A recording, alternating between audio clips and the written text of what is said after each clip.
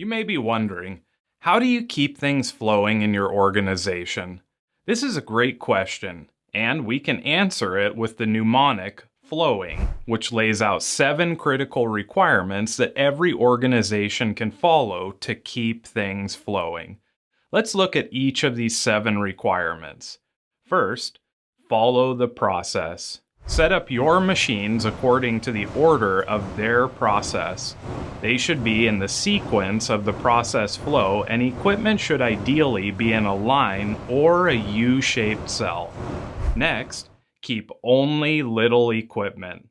Install smaller, more stable, and specialized equipment. Keep generalized equipment on hand for general tasks and to assist during the company's reorganization. Then, switch to one-piece flow. Move away from the traditional batch and queue towards one-piece flow. After this, you need to work on real needs. Processes should be fine-tuned to keep pace with the needs of the next customer and the end customer. Also, integrate processes. Processes should be integrated so that one worker can alternate between processes and function within the entire process if need be.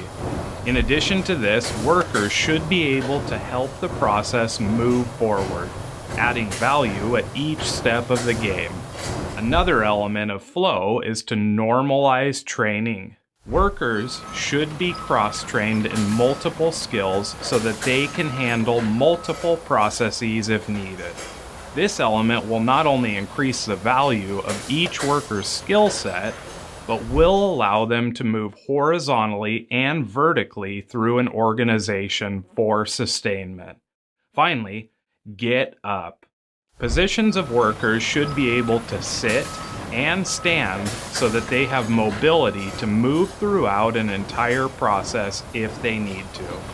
These 7 elements of an organization will help someone create and maintain flow in that organization. Now, before we go, we'd like to ask you a question that you can answer in the comments section of the community or in the upcoming assignments section. What do you think some necessary elements of flow might be to create flow at your place of work? We look forward to hearing your answers as we keep flowing through Pole Systems, and we'll see you in the next module.